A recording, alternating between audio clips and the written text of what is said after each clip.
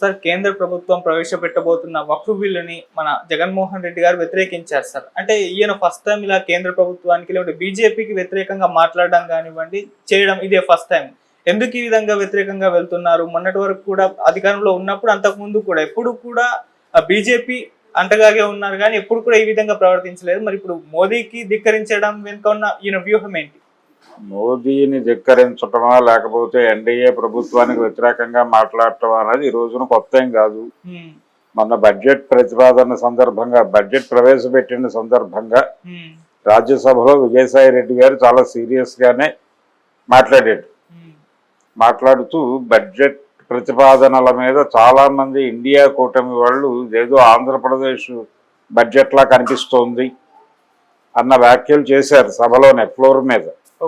చేసినప్పుడు వాళ్ళ మాటల్ని ఖండిస్తూ ఇదేమో ఆంధ్రప్రదేశ్ బడ్జెట్ ఏం కాదు, అక్కడ ఆంధ్రప్రదేశ్కి ఒరగబెట్టింది ఏమీ లేదు, వీళ్ళు అప్పిప్పిస్తామనే మాట చెప్పారు తప్ప గ్రాంట్ ఇస్తామనే మాట ఎక్కడా చెప్పలేదు ఆవిడ. కాబట్టి ఇదేదో ఆంధ్రప్రదేశ్ ప్రజలకి ఏదో ఉండి వార్చేస్తోంది కేంద్ర ప్రభుత్వం అనే అభిప్రాయం కలిగేలాగా మీరు వ్యాఖ్యానించకండి అని ఇండియా కూటమి సభ్యులను ఉద్దేశించి మాట్లాడాడు ఆయన పార్లమెంట్ లో, రాజ్యసభలో. విజయసాయి ఆ బయట ఉంటుంది వీడియో, ఒకసారి వెరిఫై చేసుకోండి. అంటే నిజానికి అదే టైంలో ధర్నా జరిగింది ఢిల్లీలో. ఆంధ్రప్రదేశ్లో వైఎస్ఆర్సీపీని టార్గెట్ చేసి దాడులు జరుగుతున్నాయి, హత్యలు జరుగుతున్నాయి, ఆత్మహత్యలకు ప్రేరేపిస్తున్నారు, వీటిని ఎదుర్కోవాలి అని చెప్పి ఆయన ఢిల్లీలో ధర్నా చేశాడు జగన్మోహన్ రెడ్డి. ఆ ధర్నా కార్యక్రమానికి ఇండి కూటమి నుంచి అఖిలేష్ యాదవ్ లాంటి నాయకులు వచ్చి హాజరై ఆశీర్వదించారు. కానీ ఎన్డీఏ కూటమి నుంచి ఏ ఒక్కరో అటువైపు తొంగి చూడలేదు. చాలా కాన్షియస్గానే ఉంది కండిషన్.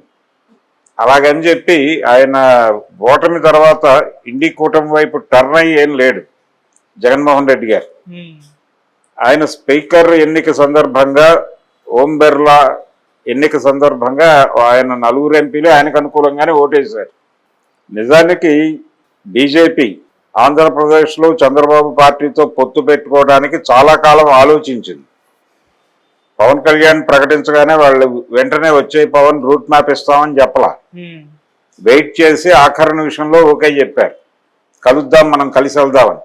ఎందుకు ఆగారంటే అప్పటి వరకు జగన్మోహన్ రెడ్డికి ఎక్కువ సీట్లు వస్తాయా, తెలుగుదేశం పార్టీకి క్రేజ్ ఉందా, దీని కండిషన్ ఏమిటి అనేది బేరీజు వేశారు. ఆ బేరీజు వేసి ఆ బేరీజులో కొంత ఎడ్జ్ ఉంది చంద్రబాబు నాయుడు వైపు, కొంత టర్న్ అయి ఉంది సీను. సో ఎంపీలు వాళ్ళకి కావాల్సింది, ఆంధ్రప్రదేశ్లో నెగ్గినటువంటి ఎంపీలు అందరూ తమ దొడ్లో ఉండాలి. జగన్మోహన్ రెడ్డి ఎంపీలు ఎలాగో తమ దొడ్లో ఉంటారు.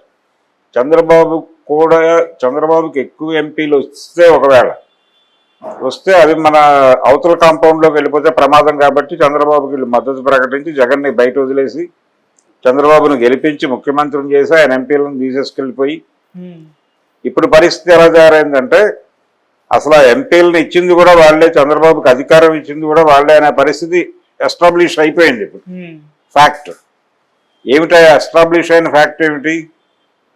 ఆంధ్రప్రదేశ్లో జరిగినటువంటి ఎన్నికల్లో 12.5% ఓట్లు అదనంగా లెక్కింపు జరిగింది అనేది బయటకు వచ్చింది. ఓట్ ఫర్ డెమోక్రసీ అనేటువంటి సంస్థ ఈ విషయాన్ని ప్రకటించిందని చెప్పి ఉండవల్లి గారు బ్లాస్టింగ్ చేశారు. ఆల్రెడీ దాన్ని అందిపుచ్చుకుని, అంటే ఆ 12.5% ఆ 40% కలిపితే చంద్రబాబు ముఖ్యమంత్రి అయి ఉండే అవకాశమే లేదు. కాబట్టి టోటల్గా చంద్రబాబు విజయము లేకపోతే కూటమి విజయము, ఇది యాంత్రిక తాంత్రిక విజయముగా నిర్ధారణ జరిగినటువంటి సందర్భం ఉంది ఇప్పుడు. సో జగన్మోహన్ రెడ్డి స్ట్రెంగ్త్ సీరియస్గా దెబ్బతింది అనుకునే కండిషన్ లేదు.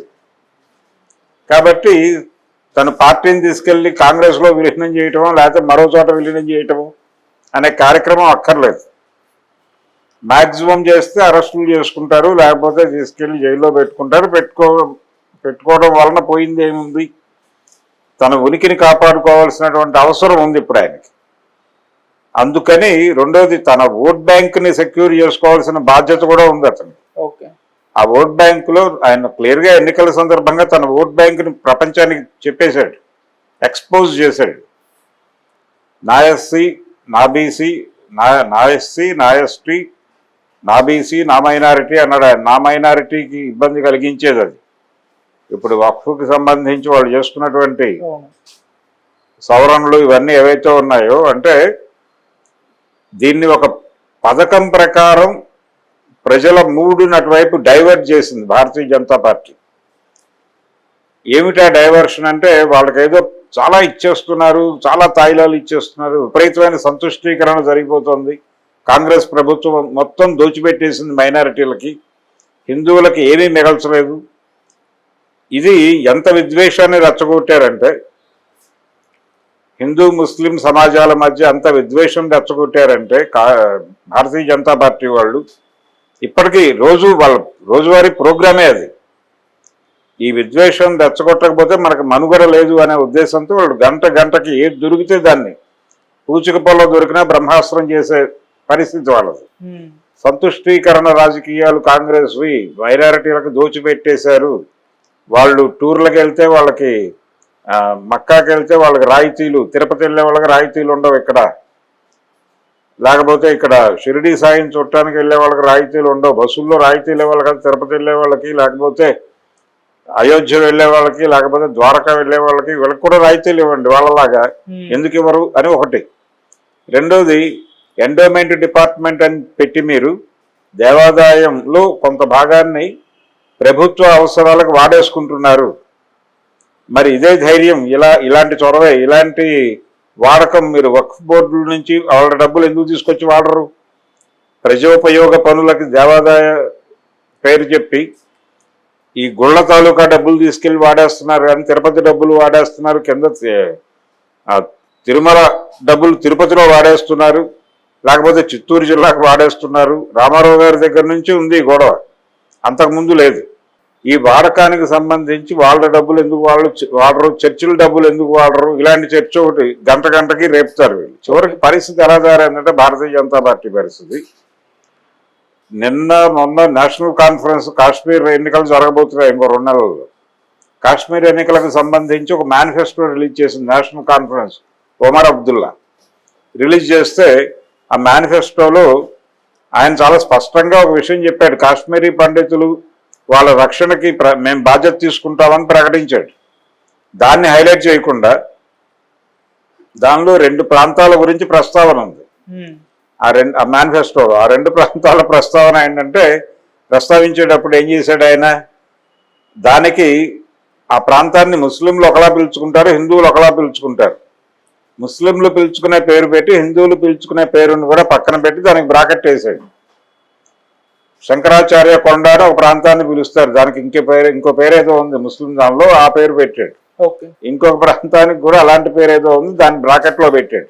బ్రాకెట్లో పెట్టి ఇది చేసి 53 నాటి పరిస్థితి పునరుద్ధరించడానికి ప్రయత్నం చేస్తామని చెప్పి, అలాగే 370 ఆర్టికల్ని రద్దు చేసినటువంటి పరిస్థితి మీద మేము వ్యతిరేకంగా నిలబడతాం, దాన్ని తిరిగి రిస్టోర్ చేయడానికి ప్రయత్నం చేస్తాం, ఇవన్నీ మాట్లాడుతూ ఈ ప్రాంతాల ప్రస్తావన చేస్తూ హిందూ పేర్లను బ్రాకెట్లో పెట్టారంటే, వీళ్ళు అధికారంలోకి వస్తే ఇక్కడ ఉన్నటువంటి హిందూ దేవాలయాలని కూడా కూల్చేస్తారు, మసీదులు పెట్టి కట్టేస్తారు, ఇదంతా ముస్లిం మయమైపోతుంది అనే భయాన్ని ఇప్పుడు ఆ మేనిఫెస్టోలో చిన్న వాక్యం, ఆ వాక్యం ఆధారం చేసుకుని విషయం చిమ్మేస్తున్నారు వాళ్ళు వాట్సాప్లో. తెల్లారలేస్తే అదే వార్త, వాట్సాప్ ఓపెన్ చేయగానే ఫాట్మని ఏమిటిది అని చెప్పి వాళ్ళ మేనిఫెస్టో డౌన్లోడ్ చేసి చూస్తే 2 వాక్యాలు. ఆ 2 వాక్యాలకే ఇంత విషయం చెబుతున్నారు. ఇదే వీళ్ళు వక్ఫ్ బోర్డు బిల్లు సవరణకు కూడా అంత డ్రామా నడిపారు, అంత మోటివేట్ చేశారు జనాలు. ఇస్లాంకి వ్యతిరేకంగా హైందవులను మోటివేట్ చేయడం కోసం ఏం చేయడానికన్నా చేస్తున్నారు. అదేదో వాళ్ళకి ఇస్లాం మీద ద్వేషం ఉంది కాదు, ఇక్కడ ఉన్న ప్రధాన శత్రువు కనబడకుండా ఉండడానికి, ఈ దేశ ప్రజల ప్రధాన శత్రువులైనటువంటి గుజరాతీ మార్వాడీలు, గుజరాతీ బనియాలు, రాజస్థానీ మార్వాడీలు అనే విలన్లని ప్రజల దృష్టి నుంచి కనుమరుగు చేయడం కోసం ఇస్లాంను పట్టుకొచ్చి పెడుతున్నారు. ఇస్లాం వ్యతిరేకతను రెచ్చగొట్టడం ద్వారా హిందూ కన్సాలిడేషన్ చేసి ఆ హిందూ ఓట్లను తన బ్యాంకులో వేసుకోవటం. సో ఇది మైనారిటీస్ని డెఫినెట్గా హర్ట్ చేసే బిల్లు కాబట్టి నా మైనారిటీ ఓట్లు పోతాయని జగన్మోహన్ రెడ్డి గారు కూడా దీనికి అనుకూలంగా వేసేస్తే ఇబ్బంది పడతాడు ఆయన. అండర్ గ్రౌండ్లో ఏదైనా సహకారం అందించవచ్చు, కానీ ఈయన ఓపెన్ గ్రౌండ్లో మైనారిటీ ఓట్ బ్యాంకును వ్యతిరేకంగా పెట్టుకోవడానికి సిద్ధంగా లేడు. అందుకని ఆయన వ్యతిరేకించాలని డిసైడ్ అయ్యాడు. ఓకే. అలాగే ఇప్పుడు అంత కాకటం వలన వచ్చిన ప్రయోజనం కూడా ఏమీ లేదు. ఎన్నికల ముందు మళ్ళీ తిరిగి కొత్త ఈక్వేషన్స్ ముందుకు వస్తాయి. ఇప్పుడు ఎందుకు సెన్సిటివిటీస్ రెచ్చగొట్టుకోవడం అనే మూడ్లో భాగంగా వాళ్ళు వ్యూహాత్మకంగానే బడ్జెట్ సెషన్లో ఈయన మాట్లాడలే. అక్కడ జగన్మోహన్ రెడ్డి ఎక్కడ మాట్లాడలే. కేవలం విజయసాయి రెడ్డి ఒకడు అక్కడ రాజ్యసభలో మాట్లాడాడు, ఒకళ్ళిద్దరు పార్లమెంట్లో ప్రస్తావించే ప్రయత్నం చేశారు, లోక్సభలో కూడా. అయితే విజయసాయి రెడ్డి గట్టిగా మాట్లాడాడు రాజ్యసభలో. జగన్మోహన్ రెడ్డి బహిరంగంగా ఎక్కడ ప్రెస్ కాన్ఫరెన్స్ పెట్టి సెంట్రల్ బడ్జెట్ మీద సీరియస్ అలిగేషన్స్ ఏమీ పెట్టలా. ఇవాళ మాట్లాడారు తెలివిగా. ఇప్పుడు నోరు విప్పుతున్నాడు.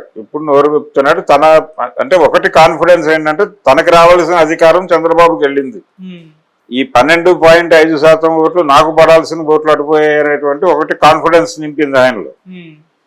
రెండోది, తన ఓట్ బ్యాంకుని ఎందుకు దెబ్బ తీసుకోవాలి, వీళ్ళతో ట్రావెల్ అయ్యి రేపు పరిస్థితి ఎలా ఉంటుందో తెలియదు. ఇండియా కూటమికి ఎడ్జ్ వచ్చే పరిస్థితి ఉంటే కేంద్రంలో వీళ్ళతో ట్రావెల్ అవడం వలన తన ఓట్ బ్యాంక్ కోల్పోయి నష్టపోతాడు. అందుకని చాలా జాగ్రత్తగా ఆచితూచి అడుగులు వేస్తున్నాడు ఆయన. ఆయన మీద రకరకాల పుకార్లు ఉన్నాయి. అదేదో విలీనం చేస్తాడు కాంగ్రెస్ పార్టీలో, ఇలాంటివన్నీ అవన్నీ చేసే మూడ్లో ఆయన లేడు. రెండోది, కుటుంబ పరిరక్షణ కూడా బాధ్యత తీసుకున్నాడు ఇప్పుడు ఆయన. కుటుంబ సంబంధాలు దెబ్బతిని తన కుటుంబ సభ్యులే తనకు వ్యతిరేకంగా తయారై మొన్న ఎన్నికల్లో ఓటమి పాలు చేశారు అనేటువంటి ఒక విమర్శకు కూడా దాన్ని అడ్రస్ చేయడం కోసం ఇప్పుడు వాళ్ళ మేనమామకి కడప జిల్లా బాధ్యతలు అప్పచెప్పాడు. సో రీబిల్డ్ చేసుకునేటువంటి ప్రయత్నాల్లో ఉన్నాడు ఆయన. పార్టీని రీఆర్గనైజ్ చేసుకోవడం కోసం కసరత్తు ఏదో మొదలుపెట్టాడు.